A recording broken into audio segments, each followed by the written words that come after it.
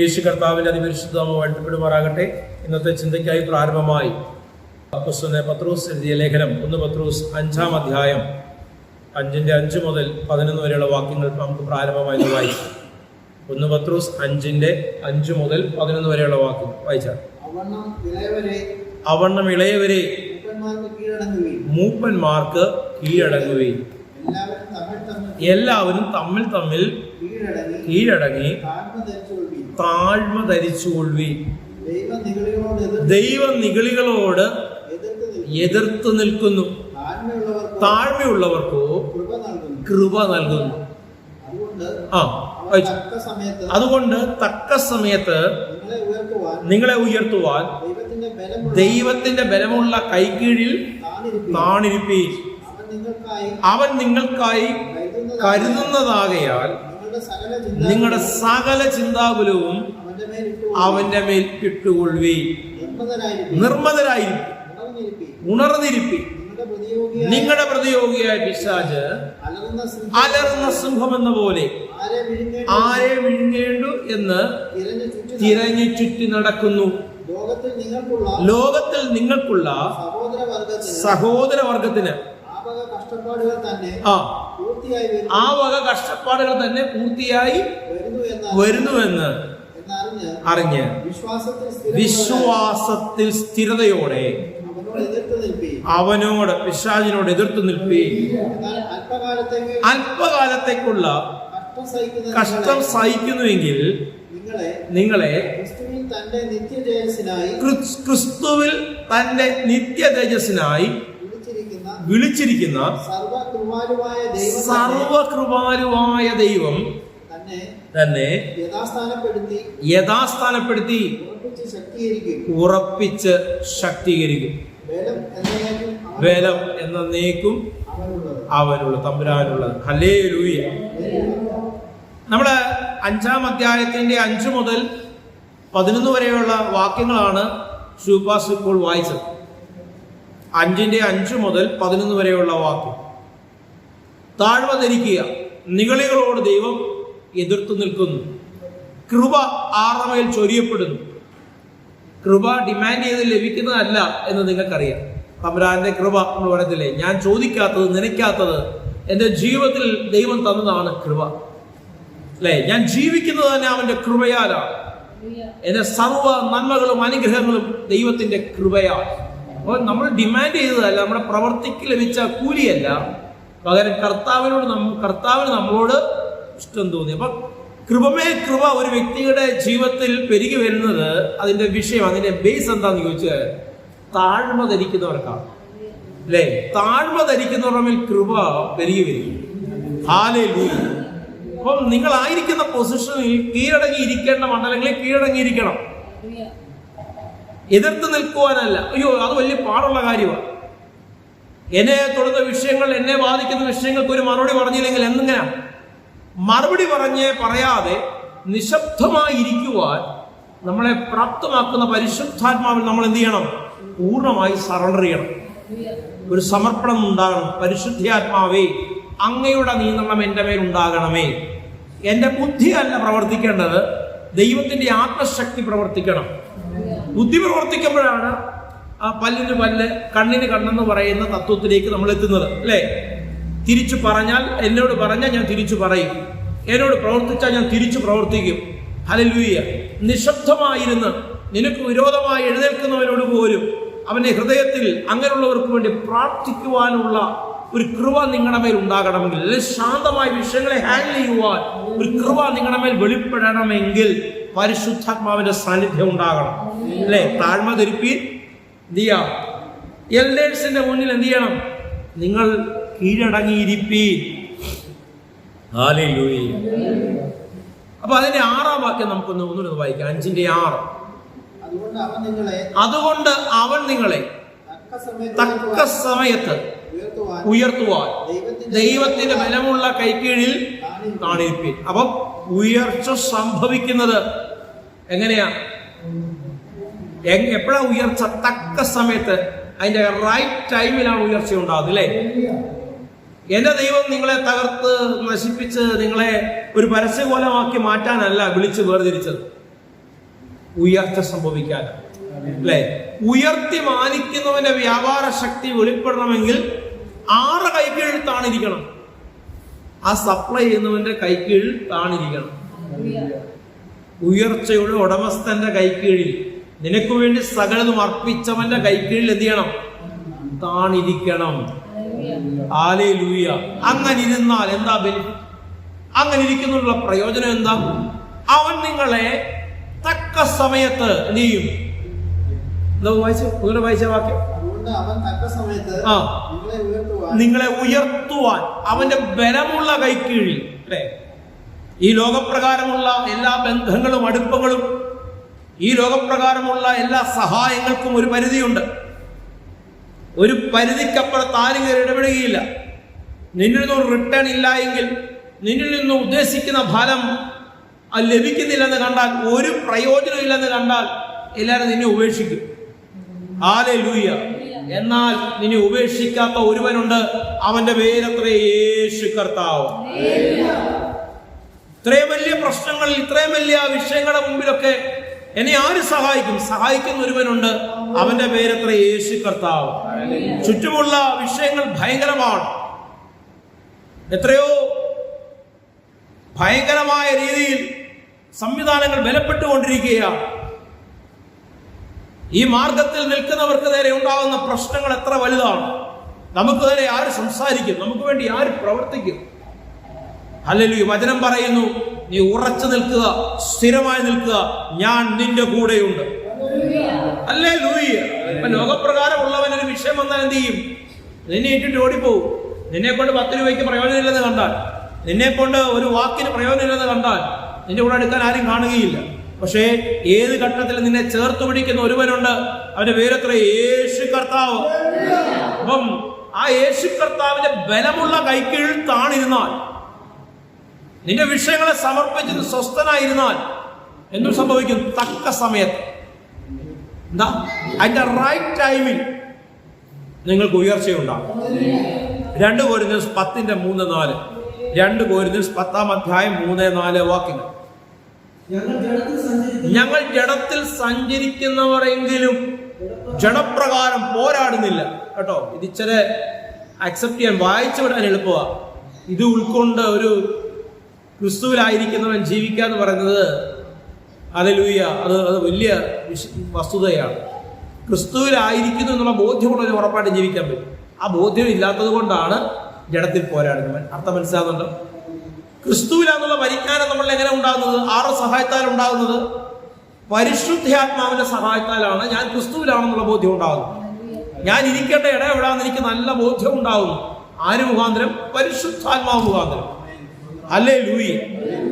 ഞാൻ ദൈവത്തിന് നിരക്കാത്ത പണികൾ ചെയ്യാൻ പാടില്ല. കർത്താവിന് ഇഷ്ടമല്ലാത്ത പണികൾ ചെയ്യരുത്. ഞാൻ നരകത്തിൽ പോകുക സ്വർഗത്തിൽ പോകുന്ന വിഷയമല്ല. എൻ്റെ അപ്പന്റെ കണ്ണു നിറയുന്ന പണി ഞാൻ ചെയ്യുകയില്ല. മനസ്സിലാകുന്നല്ലോ? കഴിഞ്ഞ ദിവസം ബ്ലേസ് കഴിഞ്ഞ ദിവസത്തെ കോട്ടേജ് മീറ്റിങ്ങിന്, ഇവിടെ കൊച്ചുമാസ്റ്ററിന്റെ വീട്ടിലെ മീറ്റിങ്ങിന് ബ്ലേസാണ് മെസ്സേജ് പറഞ്ഞത്. അപ്പം ബ്ലേസ് പറഞ്ഞൊരു മെസ്സേജ് ഉണ്ട്. എന്താണെന്നറിയാമോ? ഞാൻ എൻ്റെ അനുഭവങ്ങൾ, സാക്ഷ്യങ്ങൾ മറ്റുള്ളവർ റിവീൽ ചെയ്തു, വെളിപ്പെടുത്തി. ഞാൻ പഠിക്കുന്നിടത്ത് എന്ത് ചെയ്തു? എൻ്റെ ജീവിതത്തിലെ അനുഭവങ്ങൾ, എൻ്റെ ദൈവം എന്നെ തൊട്ട വിധങ്ങൾ, ഞാൻ അനുഭവിച്ച അവസ്ഥകളൊക്കെ ഞാൻ അവരോട് പറഞ്ഞു. എൻ്റെ ഐഡന്റിറ്റി ഞാൻ റിവീൽ ചെയ്തു. അപ്പൊ അങ്ങനെ റിവീൽ ചെയ്തപ്പോൾ അവരൊക്കെ പലരും, കേട്ട പലരും, അതറിഞ്ഞ പലരും അതിനെ കൈയടിച്ച് സ്വാഗതം ചെയ്തു എന്നല്ല പറഞ്ഞത്. പിന്നെന്താ പറയുന്നറിയോ? ഒരു മണ്ടനാണ്, പൊട്ടനാണെന്ന തലത്തിൽ, അല്ലെ ഈ കാലത്ത് ഇങ്ങനെയുള്ള പിള്ളേരുണ്ടെന്നുള്ള തരത്തിലുള്ള പ്രതികരണം ഉണ്ടായത്. അല്ലേ? നീ മാത്രം എന്താ ഇങ്ങനെ വേറിട്ട് നിൽക്കുന്നത് ചോദിച്ചപ്പോഴാണോ പറഞ്ഞത്, ഞാൻ എൻ്റെ വേർപാടിന്റെ പിന്നിൽ ഒരു കാര്യമുണ്ട്. എനിക്ക് നിങ്ങളെ പോലെ ചതിക്കാൻ കഴിയത്തില്ല. കാരണം ഞാൻ ക്രൈസ്റ്റ് സെന്റേർഡാണ്. ഞാൻ മരിച്ചു പോകുന്ന ഘട്ടത്തിൽ എൻ്റെ ദൈവം എൻ്റെ ജീവിതത്തിൽ വലിയ അത്ഭുതങ്ങൾ ചെയ്തതാണ്. ഹല്ലേലൂയ.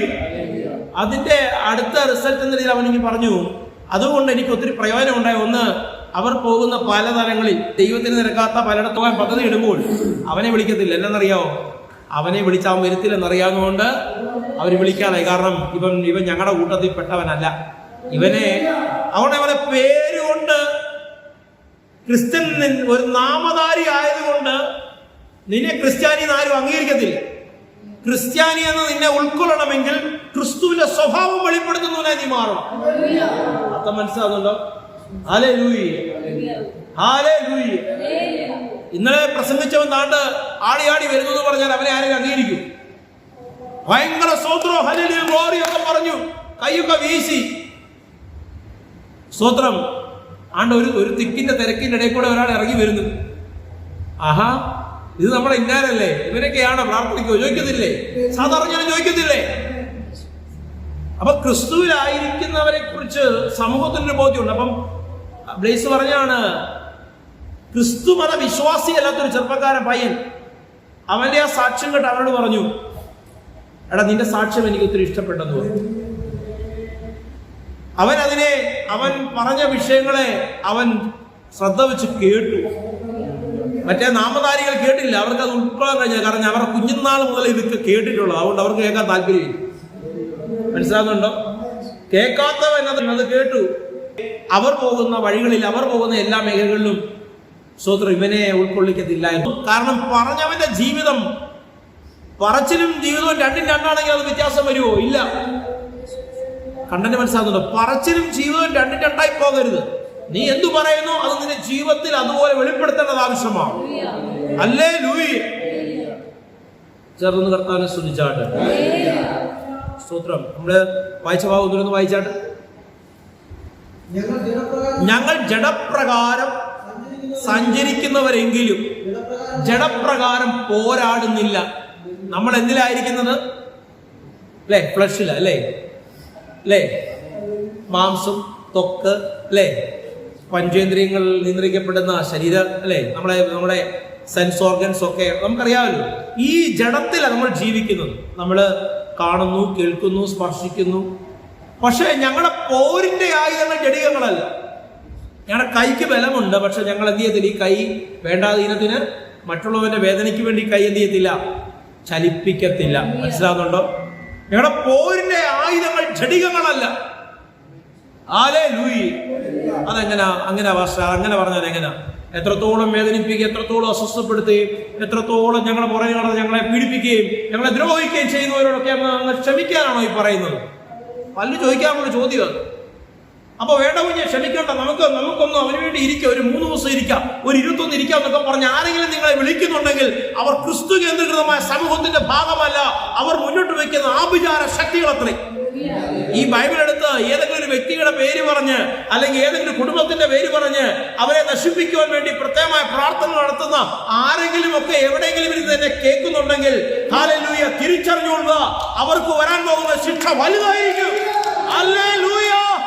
സ്നേഹിക്കുവാൻ പഠിപ്പിച്ചവനത്രേ, സ്നേഹത്തിന്റെ ജീവിതത്തിലൂടെ വെളിപ്പെടുത്തിയവനത്രേ ഞാൻ സേവിക്കുന്ന എന്റെ തമ്പുരാൻ. കിട്ടുന്നുണ്ടോ? അവിടെ നമുക്കൊന്ന് ഇരിക്കാം. അതിവേഗത്തിൽ തിരിച്ചു വരും. അപചാരം ആരുടെ മേലെ അടിക്കത്തില്ല? ക്രിസ്തു എന്ന പരിജ്ഞാനത്തിൽ ചലിക്കുന്നതിന്റെ മേലെ അടിക്കത്തില്ല. ക്രിസ്തുവിലാന്ന് പറഞ്ഞുകൊണ്ട് നടക്കുന്നതിന്റെ ഒക്കെ ദേഹത്ത് അടിക്കും. അല്ലേ? Hallelujah, hallelujah. ഒന്ന് ചേർന്ന് കർത്താവിനെ സ്തുതിച്ചാട്ട്. ഞങ്ങളുടെ പോരിന്റെ ആയുധങ്ങൾ ജഡികങ്ങളല്ല. ബാക്കി വായിച്ചു. കോട്ടകളെ ഇടിപ്പാൻ ദൈവസന്നിധിയിൽ ശക്തിയുള്ളവ തന്നെ. അപ്പൊ മറ്റൊന്നുണ്ട്, നമുക്ക് ശക്തിയുള്ള മറ്റൊന്നുണ്ട്. കോട്ടകളെ ഇടിപ്പാൻ ശക്തിയുള്ളത് തന്നെ. വായിച്ചോ. ഹല്ലേലൂയ. ആരാ ശക്തി? ആരാ അത് ചെയ്യുന്നത്? അല്ലെങ്കിൽ കോട്ടകളെ, നിനക്ക് വിരോധമായ കോട്ടകളെ, ശക്തികളെ ഇല്ലാതാക്കുന്ന ആരാ? നിന്റെ കായ്ബലമാണോ? നിന്റെ ബുദ്ധിയാണോ? അല്ല, നിന്നിൽ വ്യാപരിക്കുന്ന ആത്മശക്തി. മനസ്സിലാകുന്നുണ്ടോ? വചനം പറയുന്നു, നീ എന്റെ കണ്ണിലെ കൃഷ്ണമണിയാണ്, നിന്നെ തൊടുന്നവർ എന്നെ തൊടുന്നു. ഹല്ലേലൂയ. അപ്പൊ എന്റെ വിഷയങ്ങളെ ഹാൻഡിൽ ചെയ്യുന്ന ഒരു ദൈവമുണ്ട് എനിക്ക്. മനസ്സിലാകുന്നുണ്ടോ? എന്റെ വിഷയങ്ങൾ, എന്റെ പ്രശ്നങ്ങളെ ഹാൻഡിൽ ചെയ്യുന്ന ഒരു ദൈവം എനിക്കുണ്ട്. ആ ദൈവത്തിന്റെ സന്നിധിയിൽ ഞാൻ സുരക്ഷിതനത്രേ. ഒരു ആമേൻ പറയാമോ? സ്തോത്രം. റോമൻസ് 8 അതിന് 14-15. റോമൻസ് 8 14-15.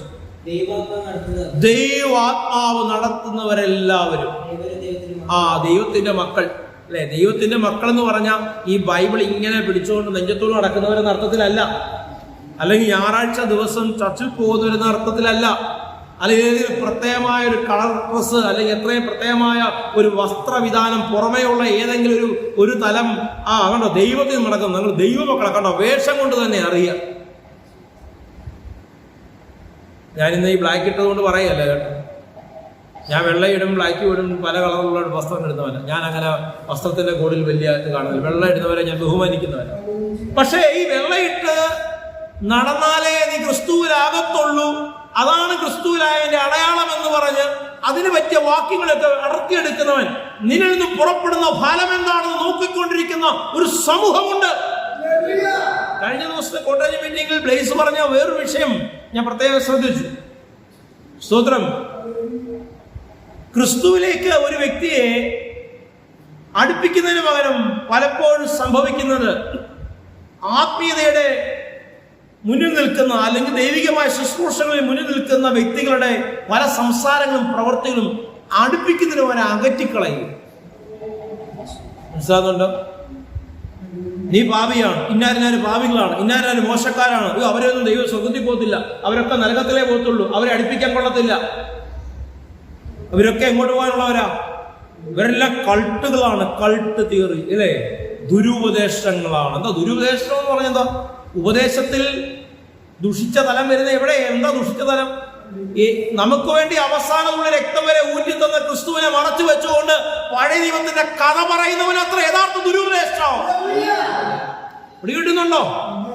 അവസാനത്തുള്ളി രക്തം വരെ ഊറ്റി തന്ന് ഒരു പ്രവൃത്തി കാൽവരി കൊലക്കളത്തിൽ നമുക്ക് വേണ്ടി ചെയ്ത്, ഹല്ലേലൂയ, ഞാൻ ചെയ്ത പ്രവൃത്തിയിൽ വിശ്വസിക്കുന്നവൻ അവൻ രാജകീയ പുരോഹിത വർഗമാണെന്ന് ഉറപ്പിച്ച കർത്താവിന്റെ ശ്രേഷ്ഠമേറിയ പദ്ധതിയെ മറച്ചു വെച്ചിട്ട് മൊർദെഖായിയുടെ, ഏലിയാവിന്റെ, എലീശയുടെ കഥ മാത്രം പഠിപ്പിക്കുന്ന സംവിധാനങ്ങൾ അത്രേ ദുരുപദേശം. അതാ കൾട്ട് തിയറി. ഞാൻ ജുഡായിസത്തിന്റെ ഫോളോവർ ആണെങ്കിൽ അത് കേട്ടോണ്ടിരിക്കാൻ നല്ല രസമാണ്.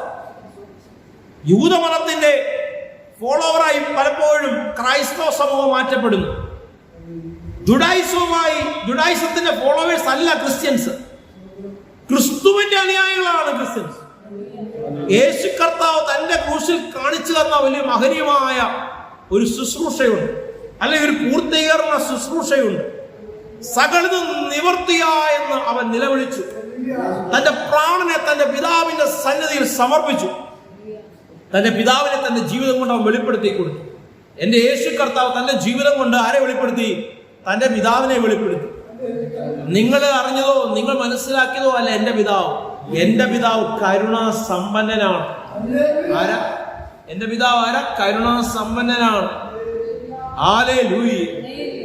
ഈ ലോകത്തിൽ യഹൂദന്റെ രാജ്യം സ്ഥാപിക്കുവാൻ വേണ്ടി നടത്തിയ അവന്റെ യാത്രകളും അവന്റെ ജീവിതചര്യകളും അവന്റെ ജീവിതത്തിലെ പിഴവുകളും അവന്റെ ജയപരാജയങ്ങളുമാണ് എന്റെ പ്രസംഗ വിഷയമെങ്കിൽ, നിങ്ങൾക്ക് വേണ്ടി അവസാനമുള്ള രക്തം വരെ ഊറ്റിത്തന്ന ക്രിസ്തുവിനെ നീ മറച്ചു വെക്കുന്നുവെങ്കിൽ അതത്ര യഥാർത്ഥ കൾട്ട് തിയറി.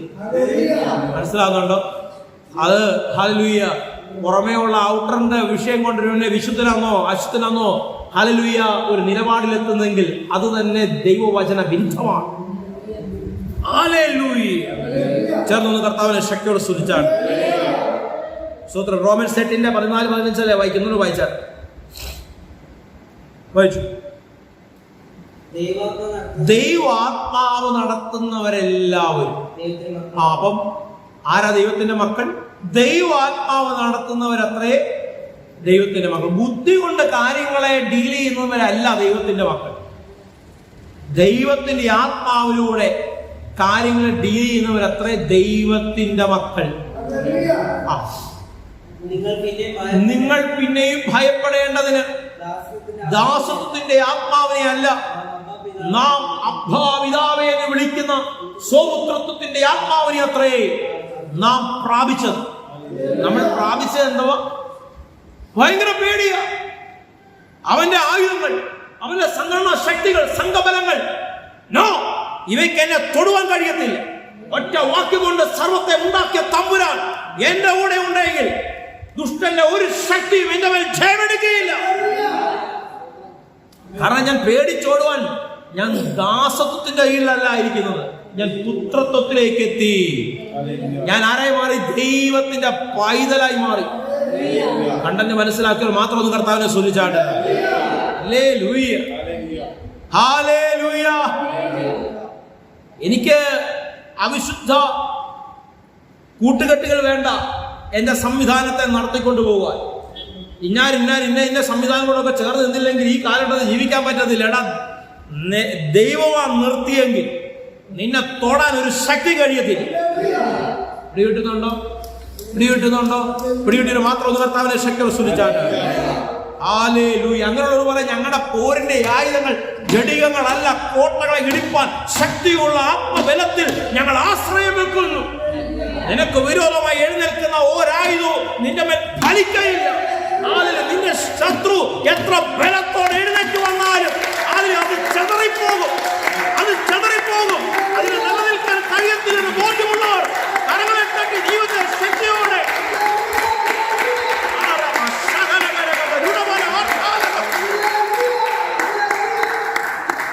സംഘടനാ ബലങ്ങൾക്ക്, സംഘശക്തികൾക്ക്, ഈ ലോകത്തിന്റെ ഒരാധിപത്യത്തിന് നിന്നെ തൊടുവാൻ കഴിയത്തില്ല. ഒരു ദേശത്തെ ചൊല്ലി നീ പറയുന്നത് അവസാനത്തെ വാക്കായി മാറും. ഒരാത്മബലം നിന്റെ മേൽ വ്യാപരിക്കപ്പെടട്ടെ. തകർന്ന കുടുംബങ്ങളെ നോക്കി നശിക്കയില്ലെന്ന് പറയുവാൻ. ഹല്ലേലൂയ. ഡോക്ടർമാർ വിധി കൽപ്പിച്ചു തീർന്നു എന്ന് ലോകപ്രകാരം സർട്ടിഫിക്കറ്റുമായി ഇരിക്കുന്നവന്റെ മുന്നിൽ പോയത് നീ മരിക്കത്തില്ല സഹോദരൻ എന്ന് പറയുവാൻ ഒരു തന്റെ ഇടം നിന്റെ അകത്ത് വ്യാപരിക്കപ്പെടട്ടെ. ഹല്ലേലൂയ. ഏത് ഹല്ലേലൂയ നരഭോജിയെ മനുഷ്യ സ്നേഹിയാക്കി മാറ്റുന്ന ക്രിസ്തുവിന്റെ സ്നേഹം നിങ്ങളുടെ മേൽ വ്യാപരിക്കപ്പെടട്ടെ. കണ്ണുകടയ്ക്കാൻ പ്രാർത്ഥിക്കാം. മരുമനാഥ, പ്രിയ പിതാവേ യേശുവേ, ഇനി സന്ദേശം കേട്ടുകൊണ്ടിരിക്കുന്നവരവേ, അങ്ങയുടെ കൃപയുടെ വ്യാപാരം വെളിപ്പെടുന്നതിനെ ഓർത്ത് സ്തോത്രം. അങ്ങയുടെ കൈക്കീഴിൽ താണിരിപ്പാൻ. ഹല്ലേലൂയ. നിഗളത്തിന്റെ സാന്നിധ്യം, നിഗളത്തിന്റെ ഹല്ലേലൂയ ചെറിയൊരു കണിക പോലും ഇല്ലാത്തവരായി മാറുവാൻ ഞങ്ങൾക്ക് പ്രശംസിപ്പാൻ പുകഴുവാൻ ഒന്നുമില്ലപ്പാ. ഞങ്ങൾക്ക് ഞങ്ങളുടെ കർത്താവിനെ കുറിച്ചല്ലാതെ ഒന്നും പറയുവാനില്ലപ്പാ എന്ന് പറയുന്ന ഒരു കൂട്ടമായി ഈ കണ്ടുകൊണ്ടിരിക്കുന്ന ഒരു മാറ്റം വരട്ടെ. എന്റെ ജീവിതത്തിൽ എന്തെങ്കിലും നന്മകളുണ്ടെങ്കിൽ അതെല്ലാം എന്റെ ദൈവം തന്നതാണ്. എന്റെ പ്രയത്നം കൊണ്ട്, എന്റെ മിടുക്ക് കൊണ്ട്, എന്റെ വിദ്യാഭ്യാസം കൊണ്ട്, എന്റെ ശക്തി കൊണ്ട് നേടിയതല്ല, ദൈവത്തിന്റെ കൃപയാണ്. അപ്രകാരമായിരിക്കുന്നവരുടെ മേൽ തക്ക സമയത്ത് ദൈവത്തിനൊരു പ്രവൃത്തി വെളിപ്പെടും. അത് വെളിപ്പെടുവാൻ തക്കണം ദൈവത്തിന്റെ കരം ചലിക്കുന്നതിനെ ഓർത്ത് സ്തോത്രം. എന്റെ കർത്താവിന്റെ അധികാരമുള്ള നാമത്തിൽ തന്നെ. ലാസ്റ്റ് മിനിസ്റ്റർ ദ ബ്രൈറ്റ് ചർച്ചിന്റെ പ്ലാറ്റ്ഫോമിൽ നിന്നുകൊണ്ട് ഞാൻ വിളിച്ചു പറയുകയാണ്, എന്റെ ദൈവം നിങ്ങളെ ഉയർത്തി മാനിക്കുവാൻ ശക്തിയുള്ളവനത്രേ. അവൻ താഴ്ചയല്ല, നിങ്ങളുടെ ജീവിതത്തിൽ ഉയർച്ച തന്നെ തരും. അവന്റെ ബലമുള്ള കൈക്ക് താണിരിക്കുക, താഴ്മ ധരിക്കുക, നിങ്ങളെ മാറ്റുക. ദൈവകൃപ വ്യാപരിക്കപ്പെടട്ടെ. ആമേൻ, ആമേൻ, ആമേൻ.